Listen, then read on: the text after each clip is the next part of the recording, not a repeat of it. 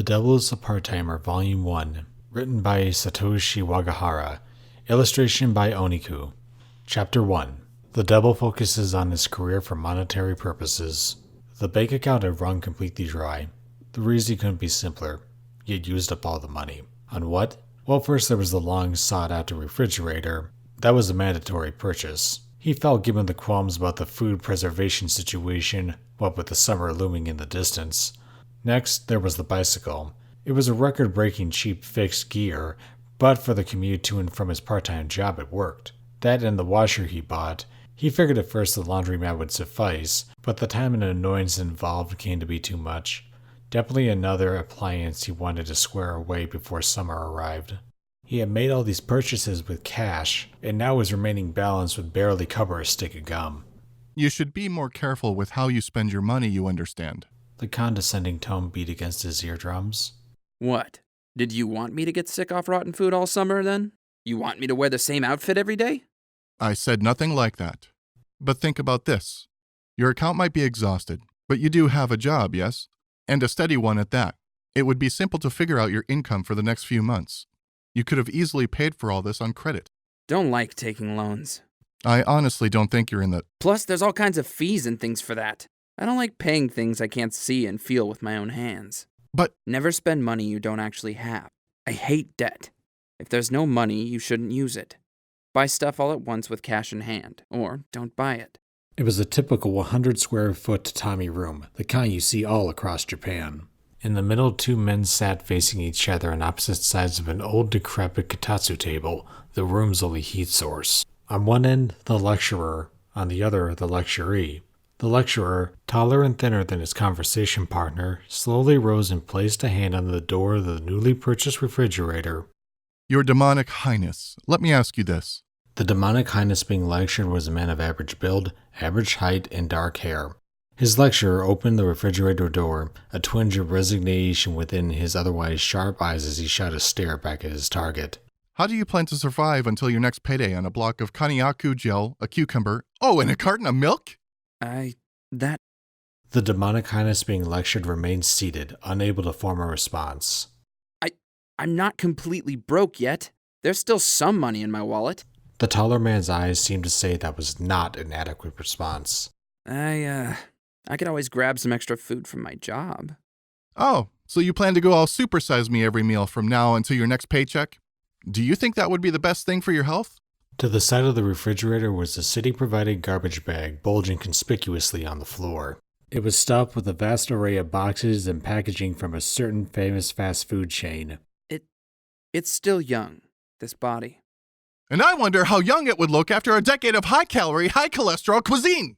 When we finally make our triumphant return, hopefully you won't require a mobility scooter. The sarcastic tone continued apace. Also, you should know that time has different effects on this body from the one before. 10 years as a human being may not seem very long, but it is. Your health is a surprisingly fragile thing, Your Demonic Highness. Are you planning for that at all? All right. Lay off me a second. I'm not, all right? Are you happy now? And anyway, it's not only my fault I'm like this right now. Yes, of course, my liege. There is no apologizing for the shame that has befallen us. But it was you, as our one and only Devil King, who decided we should bide our time and wait for the moment to rise once more. And in the meantime, you must be diligent in your work and in retaining your health. And I fear you are failing at both. The Devil King fell silent. He turned his head to the side, apparently in regret for his behavior. Then... It's time for work. Hopping to his feet, he tore out of the room, as was suddenly remembering he was inside a lion enclosure at the zoo. His lecturer, caught by surprise at this sudden flurry of activity, was left behind at the kitchen counter. My liege, wait! We still need to talk! Save it, LCL. If it's more complaints, I'll listen to it when I get back. Just as the man named LCL caught up to him, he slammed the door in a huff. Mere inches saved himself from smashing his nose against it. Your Demonic Highness! Rain! Umbrella! The sky had been clear that morning, but ashen clouds now hung low in the sky. The raindrops had only just begun to fall. As LCL called for his companion, the door opened. The Devil King was there, a tremendous glare on his face as he extended a hand toward LCL. Before he could say anything else, LCL wordlessly handed over the frayed, battle-worn plastic umbrella propped by the side of the front door. Thanks. See ya. The door shut in his face once more, to the sound of the Double King's feet clanging as he stormed down the stairs. Dullahan, my beloved mount, we're off. The so-called Double King, his wardrobe betraying an obvious dedication to the clearance racks at Uniqlo, the monolithic discount clothing chain, heroically sounded the bell on his bicycle as he climbed aboard. Balancing his umbrella like a knight readying his jousting lance, he scurried down the alleyway in front of the apartment building. LCL, the lecturer who bedecked in a full Uniqlo wardrobe himself, craned his body over the stairwell railing as he saw his companion ride off into the rain. A long, deep sigh erupted from his lips. After a long moment, he turned and ventured back inside the apartment. A plain wooden placard with the household's name written upon it in magic marker, the only thing decorating the door. It listed kanji to the left and the English reading Maou to the right, with the dash between the two. In effect, it read to any passing Japanese as the truth within to the left and Demon King to the right. Closing the door behind him, LCL shook his head and sighed once more. Why did all this have to happen? The dark clouds and tinkling rainfall blackened the room, making it as gloomy and shadow-laden as his own heart. The dim scene was broken only by the somber sound of the doorbell. The doorbell? Oh, right. The building was far too down-market to offer anything like an intercom to its residents. LCL opened the door a second time. I'm sorry, we don't have television here. The MHK TV agent was a familiar presence in his life by now. It was no lie. There was no TV in the place. The Double King and more or less master of the house reasoned that they could use a smartphone for their video entertainment needs. But such a high-end device was nowhere near within reach of their strained budget. Certainly, I just thought I would check. If you do purchase one, please bring this payment slip to the bank if you could. The collection agent handed over an envelope just as dull and unadorned as his business-like tone of voice. Then he left, not even bothering with a perfunctory smile. Vast and sprawling as the continents of Enta Isla were, there was not a soul in the world unaware of Satan, the Devil King.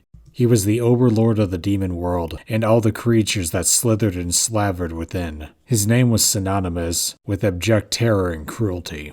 His sole motivation in life was to conquer Enta Isla, the divinely protected land of the Holy Cross, and subjugate the foolish humans within as he transformed the continent into a paradise for his dark legions. Making the situation even more desperate for the human race were the faithful war generals by the Double King's side, each as overwhelmingly powerful as the master they served. They were LCL, Lucifer, Adramalich, and Melakota, and together they were called the Four Great Demon Generals. Enta Isla, the land protected by the gods, was composed of a large central landmass planted within the ocean of Ignora, itself surrounded by 4 islands.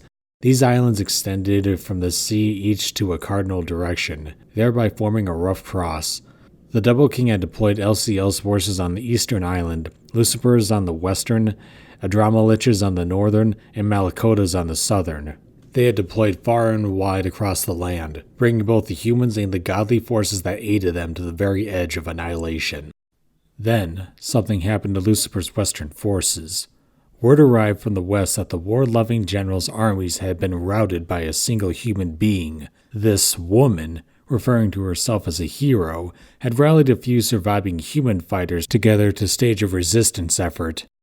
Lucifer was a former angel that had fallen from the world of the heavens, and the western continent was occupied by the resilient force of Enta Isla's church, the powerful ecclesiastical institution that was deemed the closest to heaven in the land. The Demon King had reasoned that Lucifer, well versed in the ways of the heavens, would be perfect for dispatching the church and the divine assistance it received. The assumption had been dashed by a single human, a so-called hero at that. Of course, every long drawn-out struggle has its setbacks. Lucifer had had a poor string of bad luck, perhaps. But as Satan confidently concluded, the combined forces of his remaining generals would surely make easy work of this hero. That was his first mistake. Satan had thought the humans as little as grub worms, wriggling in and on the ground he trotted upon. But think about it. Could one ever truly eradicate every single grub worm from the land? Even the mightiest and fiercest of lions could be felled by a single insect bite if it proved poisonous enough. Within the space of a single year, first Andromelich and then Malikota followed Lucifer down the path of defeat. LCL, renowned as the general's most gifted strategist, suggested abandoning the eastern continent and waging a defensive battle on the central continent in order to protect the Devil King's central base. After years of waging war over the fate of Anti-Isla, the battle had turned upside down in 12 short months. Not even Satan could view the situation with optimism any longer. Soon the humans on the rebound and campaigning in the name of the church and their hero had pushed their way to the central continent, their vast forces descending upon the Devil King's holdings. One had to wonder where these grubworms had to be hiding up to this point. In the blink of an eye, the center island was overrun. The demonic forces had been brutally crushed, all because he had underestimated the mettle of the single hero, this mere maggot of a creature. Satan and LCL had fought back, battling the forces of the hero and her 3 stalwart companions at the site of his devil's castle on the central continent. The war wore on. Even the hero faced difficulty against both the Demon King and his sole remaining general. But in terms of manpower and resolve, the hero's forces far outclassed Satan's and LCL's. Eventually, once the Holy Sword sliced off one of Satan's horns, LCL advised his ruler that retreat was in order. Continuing to wage war would lead not only to their defeat, but threaten their very existence as well. It was an agonizing decision for Satan to make, but one that even he saw the need for. The demonic forces would, to put it simply, flee Anti-Isla. They would escape to another world and wait, rebuilding their strength until they were ready to return. The look of pain frustration on the hero's face as Satan plunged through the gate to another world, just before she could pierce his heart with her holy blade, provided but little comfort to the demonic overlord. Satan's final scream thundered across Anti-Isla, as if he were attempting to address the heavens themselves. Hear me, humans. Anti-Isla is yours, for now, but I will return. And when I do, both you and this land will be mine. But controlling the gate to another world required a tremendous amount of magical force. Weakened and wounded by the hero's decisive victory, Satan and LCL no longer bore the strength needed to fully navigate the portal. Sucked into the gate's torrential flow, the 2 powerful demons were soon astonished to find themselves marooned in a world with an advanced civilization already established upon it. Their infernal conquest had never prepared them for the towering structures and seemingly endless stream of shining, dancing lights that surrounded them now. They were inside a large city, it seemed, one filled with just as many dark, dingy alleys as glorious, massive edifices. They peered into the dim crevices between the buildings, listening in wonder at the unfamiliar, raucous noises that seeped from each one. Who could say what sort of intelligent life form ruled this land, or what kind of insidious, ferocious monsters might populate it? Still, not fully recovered from the shock, the pair of demons decided to find some place to rest and heal from battle. Just then, a sharp, intense light shone upon them. Hey, what are you doing over there? It was a man's voice speaking what Satan could tell was a clearly defined, intelligent language. Turning towards the light, he saw someone there, a human, just like the ones that infested Anti-Isla. The tube-like object in his hand emitted a blinding white light. You guys okay? Have you been fighting? Apparently the humans ruled this world. Another human was behind him dressed similarly, eyes turned his way. LCL was eager to avoid any further trouble. Fall back, foul beasts! Who do you think stands before you? This bold declaration failed to have the intended effect on the man with the light. He furrowed his brows in apparent exasperation. Even Satan couldn't hide his surprise at this reaction. There was pure, unadulterated magical force bubbling behind the noble cadence of demon speech. It was simply impossible for a human to ignore the domineering essence, treating it like the bleating of an animal. Ugh, great. Foreigners, huh? Man! The first man tilted his head before talking into a small box-like object and muttering softly into it. This is Patrolman Sasaki. I'm looking at a possible case of simple assault here. Victims are 2 non-Japanese Asian nationals. Location is... The 2 humans were dressed in sturdy-looking, well-kept clothing woven from some manner of leather or cloth. Weapons hung from their waists, their dagger-like hilts visible. The front of their headgear featured a golden emblem modeled after an unknown type of plant foliage. Knights from one of the world's nations, then? That box must provide some form of long-distance communication. If these were knights, perhaps they just called for reinforcements. A battalion of them could prove dangerous, especially in the demon's current wounded state. For now, it was 2 against 2. They had their guards down. Seeking to eliminate these possible witnesses, LCL transformed his remaining magic into a ball of crackling energy, sending it flying towards the humans.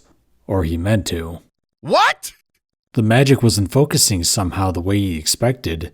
In fact, the more he tried to harness his magical skills, the more it seemed to drain harmlessly out of his body, something he was powerless to stop. He turned towards Satan to explain this anomaly. My liege! That form! LCL's voice shook as he beheld the ruler of the demon world bathed in intense white light. Hold your magic, LCL. We must learn of this world first.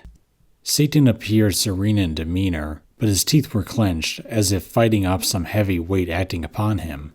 As well as he may have been, the Double King was standing there in human form, the form of a puny, weak creature he fought, his battle scars still plain to see. Okay, so listen, guys. The car will be here in just a minute, but if everything checks out, you can go home afterward, okay? The men seemed blissfully unfazed by Satan's presence. Still reeling from the shock, LCL looked down upon his own hands. They were human hands, hands completely alien to him. Soon a carriage arrived with no horse driving it, colored black and white and topped with a mysterious device that drizzled red light across the area in dazzling patterns. More men appeared, each wearing the same outfit as the first, and Satan and LCL were thrown into the carriage. Do you speak Japanese? Aren't you hot wearing that in the summertime? The first man spoke slowly to the pair of ex-demons, once noble, proud with chiseled bodies that would far outclass any normal humans. Now they were humans themselves. Their clothes as unnatural as a toddler wearing a bedsheet cape. The ominous-looking gilt meant to represent their lordly strength, now catching against this or that part of their lanky frames. Satan and LCL shared a look, but neither had anything to say to that. Even if they did, it didn't appear the men could understand their speech. Oh well, not like they're the only kids dressed up all goofy over there. The man no longer spoke, apparently satisfied with what he had told them. Soon, Satan and LCL were taken to a place referred to only as the Station, a building apparently meant for the enforcement of laws in this kingdom.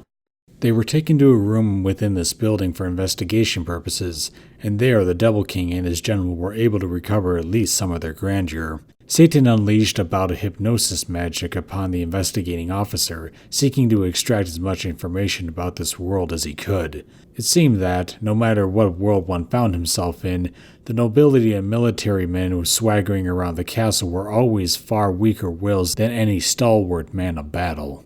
As the hypnotized officer revealed, the pair of demons were on a world called Earth, within an island nation known as Japan. They had come to this world near Harajuku, an outpost on the transport network known as the Railroad that had been installed around Tokyo, the nation's capital region. Things like magic, magical force, demon kings, even demons themselves were all treated as imaginary things in this world, mere flights of fancy that could never actually exist. Magic was something that the denizens of the demon worlds could harness to exert their wills upon the world, similar to the forces of gravitation or magnetism, but there was no such way to access this magic if it did not exist in the first place. So you're saying we've lost our magical powers? LCL threw himself up on a chair, unable to wrap his mind around it. Ah, but your demonic highness, I have a small amount of residual force left. It's proving difficult to keep it from flowing out of me, though. The Double King and his demonic subjects were able to accumulate a vast amount of magical power within their bodies. Even though his stores had been drained in combat with the hero, Satan still retained several times as much magic as LCL could ever hope to. It was that residual force which allowed Satan to bend the officer's mind. I don't think it'll dry up immediately, as long as I strictly regulate the amount I release. But the problem was that there was no way to recharge the force he used. His wounds would heal with time, but at this rate, he would never recover his magical skills. Any gate he could open would be impossible to keep uniform. Not only would he be unlikely to reach into Isla, he might uncontrollably blunder into an even more dangerous world. Instead of taking risky bets, he reasoned it would be wiser to find some other method of survival where he already stood. There may be no concept of demons or magic in this realm, but the concepts of gods and piousness seem fairly sparse as well, which was a comfort. This nation of Japan apparently had a vast array of official ceremonies for dispelling evil spirits, but it was all a formality, a facade at this point. It seems safe to conclude that none of their practitioners held any actual holy power within themselves. As long as they remained in Japan, it seemed unlikely that anyone would attempt to slay these demons. Controlling the officer's mind, Satan ordered him to complete his investigation and release him from the station without any further meddling. Holing up in a narrow alley the street lights didn't reach, Satan and LCL discussed their future plans. First, they needed a method to recharge their magic in this world. Achieving this would likely require a lengthy stay, something they had to resign themselves to. Failing to find a method to recharge their magic was, for a demon, even more of a threat to their lives than being wholly robbed of the magic.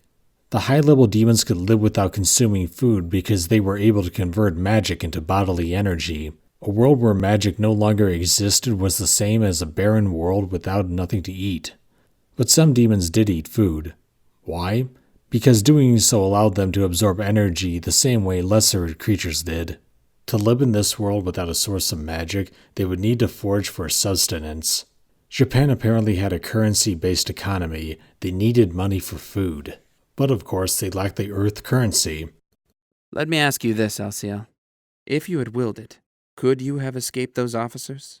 LCL shook his head stoically. Satan nodded his convinced agreement. The two great demons, once who had set the human race upon their knees, were no longer able to fend for themselves against even a small rabble of them. And not because the humans of this world were somehow stronger. The only conclusion to be made was that they had grown that much weaker. That was how bitter, how bruising the battle against the hero had grown. So we will remain? Like this? LCO winced as he beheld his hand, as if observing some strange and hideous being. The soft, thinly stretched skin, the flat face of disheveled hair, the rounded, unsharpened nails, the muscles that formed their bodies, so flabby and pathetic. It pains me to say it, but our lack of magical force likely makes it impossible to retain our greater demon forms. The form a demon took depended on the power instilled within it. Foe-slashing claws, powerful legs that propelled it over castle parapets, leathery wings on its back, snakes for hair. Every aspect of its ethereal form ran on magical force.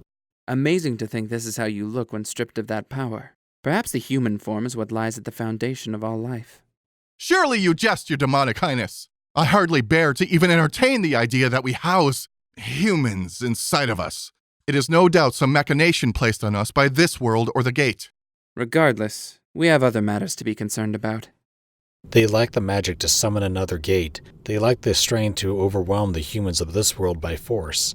In other words, if they wished to survive, the only choice was to abide by the human race's rules in this Japan.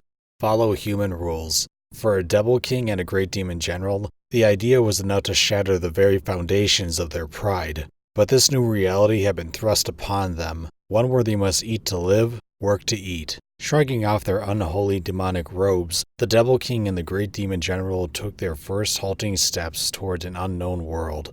From what they gleaned at the station, they knew that living in Japan would require at least two things: a consensus registration and an address. Without those, it seemed they would be unable to acquire the work they needed to earn money. A census registration and an address were both things one could obtain in a place called a ward office. They decided this would be their first mission. Pushing their war-battered bodies forward, they plodded towards the Shibuya ward office, the nearest one to them, only to find that it would not open until the following morning. As miserable as it seemed, Satan and LCO passed the night in front of the ward office's door, knees tied against their chests. It was a city where the lights were apparently never extinguished, but things grew more animated once morning arrived. Humans strode around in clothing of 1,000 different colors, as more and more of the men passing by began to spot uniform-like outfits colored in black and darker blues. The Shibuya ward office finally opened for business.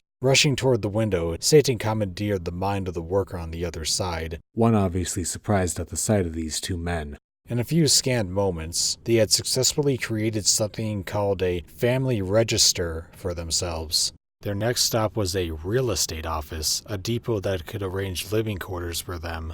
Satan and LCL became fluent in the human language of Enta Isla within just 3 days. Now they were resolved to do whatever it took to learn the new language, Japanese, up to a practical level. Noticing the pair's broken Japanese and bizarre clothing, the real estate agent, assuming they must be rich businessmen from a foreign country, began to politely bombard them with opulent houses at equally eye-popping prices. Satan had to explain to the eager agent that they could not live any place that required too high of a fee. Hypnotism did not require a great deal of magic power if used only once, but since they would be naturally evicted for failure to pay, life in a full-floor penthouse unit without the salary to match would require continual hypnosis of the landlord. So they told the agent they wanted some place they could easily afford, one that would allow them the barest minimum of a lifestyle. The agent, more than a bit disappointed, showed them one potential location.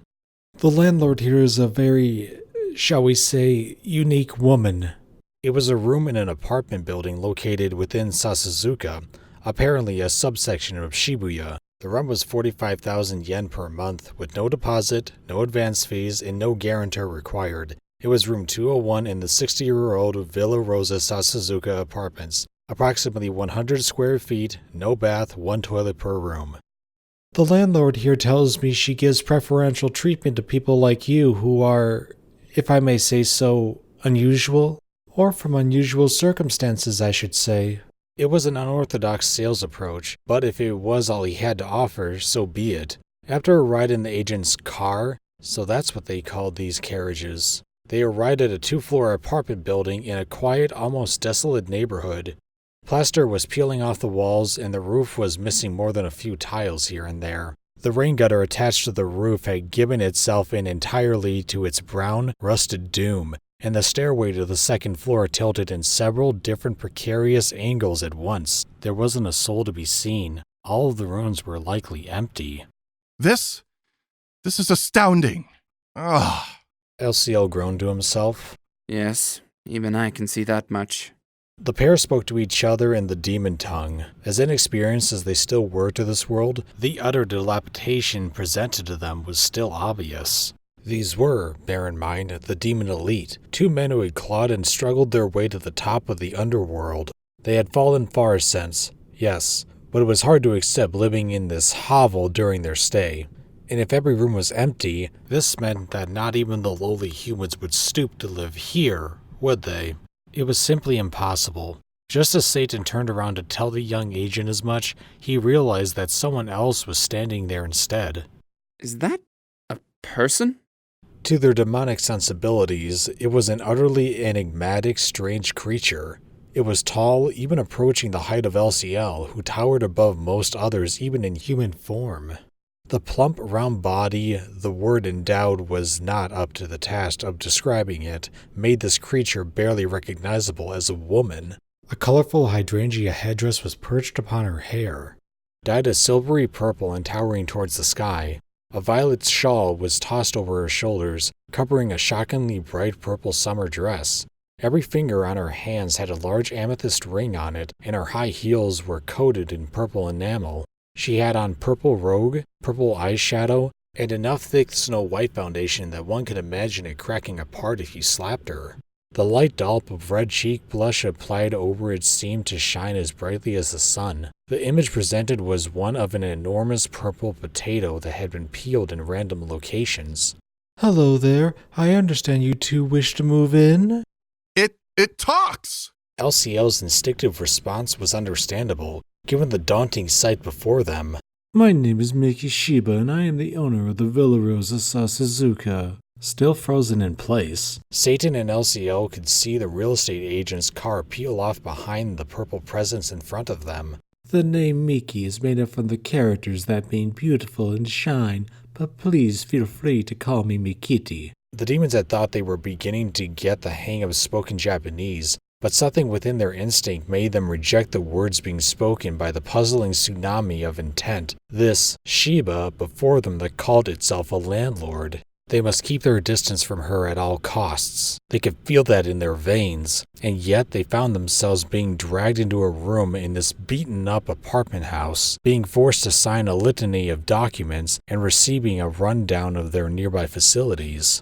Well then, starting today, this will be your little sanctuary. I live in the house adjacent to here, so if you have any questions, please don't be afraid to give me a holler. See you later then. The purple hurricane then left. All that remained in the room was an utterly dumbstruck Satan, the equally silent LCL, and a rental contract onto which a pair of purple lip marks had been pressed. They had signed the contract, completely unable to mount any sort of protest. The two of them stood there, their minds blank, waiting to regain their composure so they could reflect over these sudden events. The place was a dump, its landlord a non-human behemoth, but what other living space would be willing to accept two homeless, unemployed young men, a concept that would send any sane landlord running at first sight? They resigned themselves to their fate, knowing the answer all too well. At the very least, they wouldn't be rained on. So deep in their hearts, the two demons swore to work hard, make the rent each month, and otherwise have as little to do with their landlord as possible. You have to start somewhere, as they apparently say around here. Perhaps this is exactly what we need. They were overwhelmed in the battle against the hero, battered by the wild journeys across the flows of the gate, and mentally fatigued by their adventures in an unfamiliar world. Satan, the Devil King, was rapidly expending his magical force, his breathing ragged after only 2 hypnosises. The sense of extreme exhaustion was nothing like he had ever tasted. So the Devil King fell asleep, and stayed asleep for 3 days and 3 nights, healing his scarred body and drained soul. Then, after sleeping 3 days straight without eating or drinking, Satan was taken to the hospital for malnutrition. The dehydration and vitamin deficiency had immobilized him. In order to rescue his master near death, skin dry and pallid, empty eyes staring aimlessly into space, LCL had been forced to ask their landlord Shiba for help the 3rd day after moving in. He had absolutely no idea what manner of medical facilities to expect in this world. Using a long-distance communication device known as a telephone, Shiba summoned an ambulance, A red car that again spat out red light. Sitting in a hospital room, watching his bedridden master as an IV drip flowed into his arm, LCL realized they were akin to the humans of this world, not just in external appearance, but internally as well. He started to cry, unable to withstand the humiliation. Reality, however, would prove cruel to them in ways that LCL had yet to anticipate. In this world, receiving medical care cost a vast amount of money. There was a public system of sorts apparently to reduce individual medical costs, but naturally neither Satan nor LCL had enrolled in any such program. The medical fees presented to them could only be described as brazen profiteering, something LCL could understand, even with his tentative grasp on the value of this nation's currency. Once allowed to leave the hospital, Satan was forced to use hypnosis once again to make the bill go away. Right now, what they needed over anything else was money. Money earned with methods besides getting arrested or wasting magic. That and the national health system. They needed in on that action too. For the final usage of Satan's hypnosis, the pair agreed to travel to a bank to obtain an account and some monetary resources. Putting the teller under his spell, Satan took 10,000 yen from the employee and used it to open a regular savings account. It was completely illegal, but no sensible demon would even flinch at the concept of robbery. The thrill at finally obtaining seed money for their new lives overcame the nagging impression within Satan's mind that they were making some kind of mistake.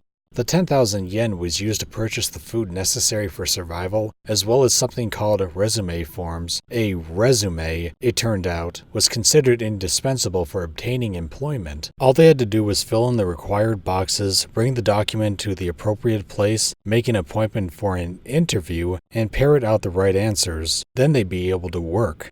There was just one snag. Neither Satan nor LCL had any special skills that could be easily applied in this nation. Satan could hardly write job history, king of the demon realm, hobbies, abilities, world domination on his resume.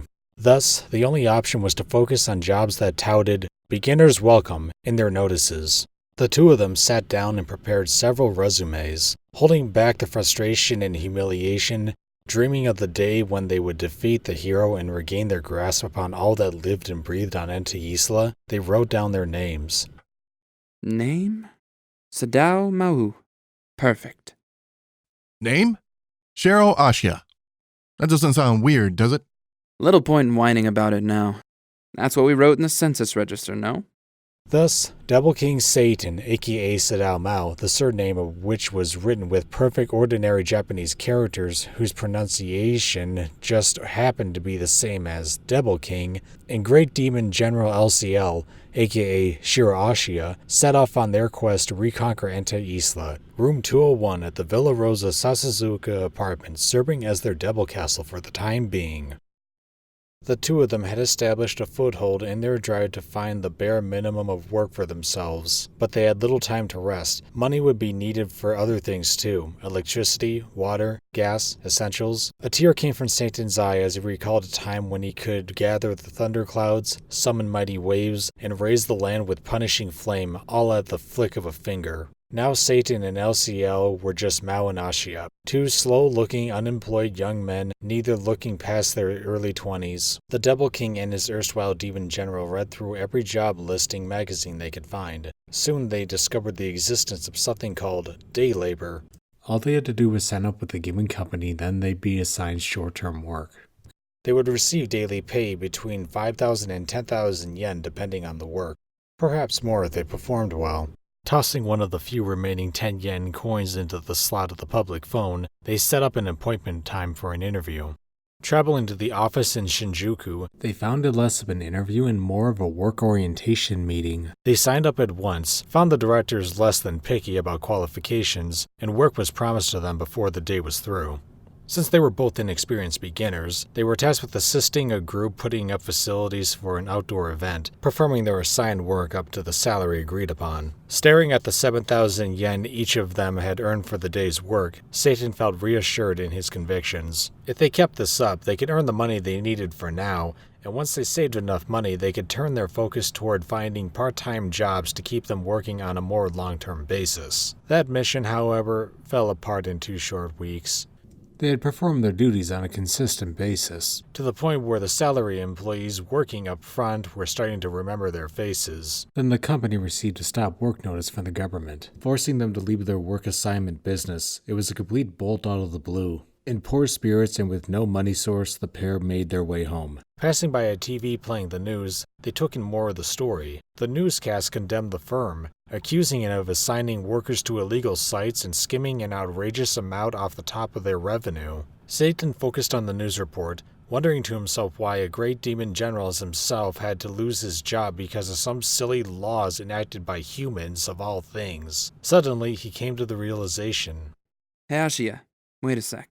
I would prefer LCL, please. Our mission here is to conquer the human world, right? Not to spend every day of our lives scraping up enough cash to survive. Yes, as you say. Then how about you just focus on finding a way to restore our magic? I can hold down a job instead. I may have more physical and magical strength than you, but you're the one and only strategist I have. I need you to find a source of magic for me, here, in Japan. Maou. It's your demonic highness. But anyway, even if it may be more comfortable for us if we both worked, we must never lose sight of our goals. Demons and magic may not exist here, but the concepts do. And every concept has an origin. If we can root out the origin, then perhaps... Perhaps we can find a way to regain that magic? Satan nodded sagely. Far preferable to the both of us stringing part-time jobs together, right? And there's no need to just focus on magic either. Perhaps we could find some new power. Something exclusive to this world. Then we could use that to dominate into Isla once more. Ashiya, LCL fell to his knees, deeply moved by the first truly motivational speech from his master in many days. Absolutely, Your Demonic Highness. I will stake my very life to find a way back to Enta Isla, to find a method to restore my liege's powers. Their fellow pedestrians stared as they walked past, not betraying a hair of emotion at the sight of LCL's sudden kneeling down and shouting nonsense in the middle of the afternoon. Will you get up, LCL? We're in the middle of a crosswalk. You're embarrassing me. The Double King Satan, absorbing himself in the role of a Japanese slacker, Sadao Maou, gave every inch of strength to his work. He went through a lot of it: traffic control at a road construction site, order picking at a commercial warehouse, assisting for a moving company, rush hour customer management at a train station. The variety, at least, was nothing to complain about.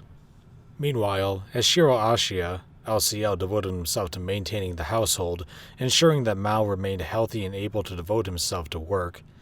In his spare time, he investigated the world's magical possibilities, as well as strictly managing the pair's financial situation. Exactly 6 months after the two of them had first touched down in Japan, Maou received an offer for his first long-term part-time job, McDonald's, the fast food giant. He returned from the first day of work with a pleased look upon his face, the bags in his hand groaning with deep-fried miscellanea. As he put it, "From this day forward, we will never have to worry about our food drying up." Ashiya, too, was glad to be rid of such concerns at first, but eating all these burgers, all these french fries, all these fried chicken, all the high-calorie, additive-laden food day in and day out wore him out almost immediately. After a week, the heartburn was enough to make him never want to set eyes upon a fast food container again. But Maou carried on with his questionable diet, apparently taking a liking to the cuisine on offer. Inevitably, Ashiya had to pay even more attention to their daily food habits in response. The result was that the demon's valiant search for magic was getting absolutely nowhere. If he wanted to avoid a disastrous diet of junk food for every meal, Ashiya had to dash to the supermarkets just before closing time, keeping a careful eye on whatever day-old stuff was discounted the lowest each day. At least Maou was devoted to his work. Within 2 months he had already received a raise. The day was one Ashiya would likely never forget. The sight of the Double King overjoyed at the concept of a 100 yen raise in his hourly wages was something nobody could bear to behold without their eyes tearing up. Several more line promotions followed in the ensuing weeks, and before long Maou became an A-level crew member at the McDonald location in front of the Hatagaya rail station. His hourly wage was 200 yen higher than when he joined half a year ago. This was, allegedly, exceptionally kind treatment on McDonald's part. Using any of his hypnosis magic would weaken him to a point that Ashiya would immediately recognize something was amiss. So everything Maou had achieved must have been the result of honest sweat equity. Eventually, a customer feedback form made its way to McDonald's headquarters, apparently full of praise for Mao's services that earned him Crew MVP of the Month. For someone like Ashiya, whose sole pleasure in life was to support the Double King in his illustrious triumphs, the sight was growing increasingly disquieting as of late. It was becoming difficult to think in depth about the future. Ashiya flung the envelope with the MHK payment slip in the mail holder, not bothering to open it. He willfully bottled up all his concerns and complaints. His oath of fealty rang just as true now as it had when he swore it, and today he had an art gallery and museum to research. During his investigations, Ashiya had become convinced that magic either still existed or had existed somewhere on planet Earth. From England's Stonehenge to Egyptian pyramids and the Nazca lines in Peru, the world was dotted with cultures and structures that seemed to ooze magic at the core. This was the result of countless hours spent in libraries, investigating every ruin site and relic the world had to offer. The Devil's Castle Maou and Ashiya called home had nothing as convenient as the internet available. The issue was figuring out the difference between magic and magicishness.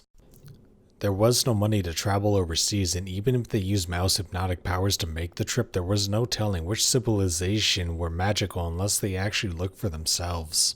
If a lead wound up going nowhere, he would be too ashamed to even look at his master. That, and who could say there was enough power anywhere in the world to refill his strength in the first place?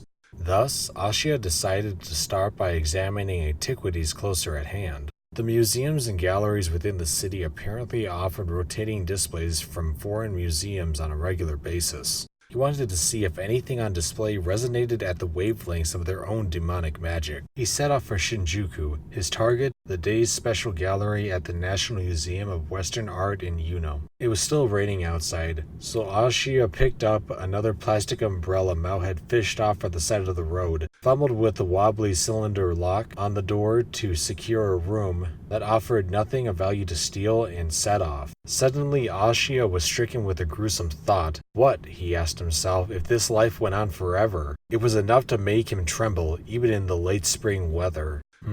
A moment later, he realized he actually was being shaken. An earthquake was in progress. It was nothing to panic about. He learned quickly over the past year that Japan saw quakes on a regular basis, but living in this popsicle stick apartment that might set the world record for oldest extant building with no work ever done to it was enough to make any earthquake seem about 30% stronger, sickening him to the core every time. But nothing happened again. The shaking ceased after 10 seconds or so. In Ente Isla, any earthquake, no matter how strong or widespread, would send humans into spasms of panic, blathering on about vengeful deities or advancing demon forces. But a quake this size wouldn't even attract the notice of many Japanese. The trains wouldn't even bother stopping for it. Not that Ashiya needed a train to reach Shinjuku.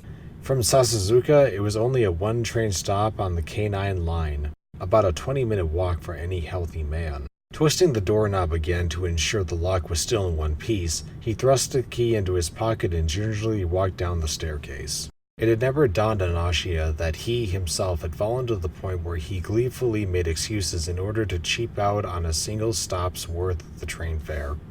Sadao Maou, perched on top of his trusty steed Dullahan, was on his way to work. From the Devil's Castle in Sasazuka, it was less than 10 minutes riding to McRonald's in Hatagaya, assuming no snags. Thanks to the delay from Ashiya's lecturing, however, the rain was now falling at a steady clip. It was strong enough that his beaten-up umbrella, with its bent ribs, rusting support rod, and clouded plastic that no longer offered full visibility, had no chance of covering for it. Yet Maou pedaled on, prodding himself forward as quickly as possible. It was the last day of the month, a Friday, one that loosened the strings on his wallet a bit. An important day at that, too. His store was vying for the #1 regional sales prize for the current special menu item. It burned Maou with excitement. This was it. This would be the day when they would set a new record for black chili pepper fry sales. I don't need you yelling at me, Ashiya. I'm thinking about this too. In my own way. The lust was still there. The ultimate ambition, as always, was to conquer Ente Isla. But with no way to return home, there wasn't much to be done about it. Even if he could teleport over right now, he would be cut down and defeated in the blink of an eye without his magic force. Meanwhile, in Japan, as long as you kept your nose clean, your chances of being slain on the battlefield were on the low side. And if you regarded this current routine as baby steps on the path to reclaiming the Devil King's throne, it was even possible to retain one's sense of demonic pride. For now, this was fine. Maou honestly believed that. He stopped at a red crosswalk signal, his brakes screeching as his front wheel plowed into a water puddle. Dullahan was a bargain, but its brakes, like the scream of an enraged mandragora, were one sticking point. At this intersection, cutting through a residential area a block away from the Koshukaido Road, there was a small park and a trendy restaurant. Its walls were covered with grass from floor to ceiling. Across the street towards the direction he came from, Maou spotted a woman nestled beneath the restaurant's rain canopy. The street was filled with passers-by in search of lunch, but this woman caught his eye. She apparently had no umbrella with her. Even from afar, he could see her make a face as she wiped down her hair and shoulders with a small handkerchief in her hand. Her annoyed stare was pointed toward the sky as the light remained steadily red. She likely wasn't expecting the rain. Even when the light finally turned green, she remained under the canopy, seemingly at a loss. Maou, ever mindful of traffic laws, dismounted his bike and walked it across the street. Once across, the woman noticed him for the first time, eyes turned towards him. He nodded lightly to her and then ducked under the restaurant's canopy next to her, taking care to place Dullahan in between them to dispel any suspicion. If you like. Folding his plastic umbrella, he presented it to her, handle first. Huh? Her dear, refreshing voice sounded confused at first. She looked around her surroundings, unsure how to proceed. Oh, it just started so suddenly, so I thought you might need it. She had seemed like a mature woman judging by how she looked and acted from across the street, but up close she looked younger, perhaps even high school age. She was at least younger than Mao's external appearance. Her flower print tunic-length top and tight skinny denim jeans were a good match for her natural beauty. The rain in her long hair, slightly curled at the ends, gave it a sheen that made it all the more attractive. A pity she didn't think to pack a folding umbrella inside the small purse hanging from her shoulder. Her strong, willful eyes were now clearly focused upon Maou, a whiff of anxiety on her face. But are you sure? I can't just take this from you. He had no spare, of course. This one had been plucked off the ground. Actually spending money on one was an exotic concept to him. Oh, no. I work right nearby here, so it's only about 2 or 3 minutes by bike. We've got more umbrellas over there. Nervously, the woman took the umbrella handle offered to her. As she did, Maou swiftly remounted his bike, not wishing to make her feel any more in debt. Thank you very much. I'd like to repay you somehow. However, the woman turned out to be more insistent than Maou was expecting. He held his hand upward in response. Forget about it. It's kinda junky anyway. You can go ahead and toss it once you're done with it. Oh, I couldn't just... Maou turned toward the woman who was still acting a tad bit hesitant about the whole thing. Well, how about this? I work at the McRonald right nearby here. So, why don't you stop by for a bite to eat sometime? Right nearby? You mean the one by Hattagaya Station? She nodded understanding as Maou pointed out the direction. Yeah. I'll give you an upsize on the special fries we got right now. If I'm there. It was this sort of grassroots marketing that Maou specialized in around the neighborhood. He saw himself as a McDonald's employee everywhere he went in public, and anyone could be a potential customer. The way he saw it, this extra effort was what led to his job promotions. All right. I'll be sure to do that. The woman stood up straight, looking into Mao's eyes. Thanks again. With that, she bowed lightly. Her smile was like a beautiful ray of sunshine peeking through the distressing rain clouds of his heart. Sure thing. Be careful. Maou turned around, attempting to hide his pangs of awkwardness. Waving his hand, he plunged back into the rain, never turning back. Cold. Perhaps that exchange was too knightly for his own good, but it was all for a better tomorrow, better sales figures, and let one not forget, a better chance at brutally dominating the world. Also, losing one's umbrella for a valid reason should make Ashiya release his iron grip on their finances enough that he could purchase a new one, right? If not, he could always take his pick from the umbrella rack in front of the store. Back at the intersection, the light long since back to red, the woman remained motionless until Maou was no longer in sight. Mr. Maou, it's an earthquake. So it is. Hey, Chi. Yeah? Everyone makes mistakes. But it's the 6th time I've dropped fries on the floor this month. I'm the klutziest person in the world. Yeah, I guess you do drop them every other day. All I do is clean up after myself while everyone else waits on customers. At this rate, potatoes will start sprouting from the floor. Hey, I know you guys are on break, but I need a quick minute. I'm not that scary, Chi. Is everything okay, manager? Would you please call me Miss Kisaki? It's getting crowded out there. When your breaks are over, I want you both at 100%. This is when the fight for number 1 gets real, so bring it.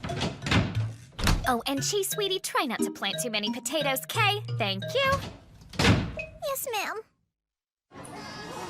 One big Another big large meal order with of black pepper fries, Got it. please. Will that be cash or card? Can I take your order? Fries and your phone number? Yeah, not on the menu, sorry. If we keep this up, we'll do it. We could be number 1 in the district. In the end, Mao's location failed to top the black chili pepper fry charts for the region. One of the fryers stopped working after the lunch rush. It took 2 hours for the repairmen to show up, and those 2 hours made all the difference. A frustrating ordeal for Maou, to say the least, and one that he dwelled upon as he lugged yet another bag full of junk food home with him. The heavy rainstorm was a thing of the past by the time evening rolled around. That kept him from needing to borrow an umbrella from the store, but there was no doubt the foul weather kept customers home. But was there anything else? Yes, there was the fryer and the rain, but did they go wrong elsewhere at all? The question was all Maou could think about on the way home. As he reached the intersection where he had lent his umbrella out earlier, the only light illuminating the deserted crossing was a lone street lamp and the blinking traffic signals. There was someone lurking beneath the restaurant's canopy. He hadn't noticed in the darkness at first, but it was the girl he encountered on his way to work. Hey, are you the... Maou stopped himself mid-sentence. Something was off about this. The woman was silent as she fixed her gaze upon him. There was something cold, almost hostile in her eyes. Her smile from before was like a rainbow arcing across the dizzily sky, and now her expression was like an Arctic iceberg, frigid enough to crystallize the sun itself. She was glaring at him, there was no doubt about that. Maou swallowed nervously, almost cowering at the sensation of her eyes upon him. Unable to take the woman's silent leering any longer, Maou mustered up the courage to speak. Did it work out okay? You didn't get wet, did you? No, it did not work out okay. Her voice was like a polar vortex in the middle of winter. I went to your McRonald today. Oh, well, thank you. Now seemed like an unsuitable time to take up the sales pitch. He didn't remember seeing her while manning the register. The woman took a step toward Maou, almost making him lose his balance and fall to the ground.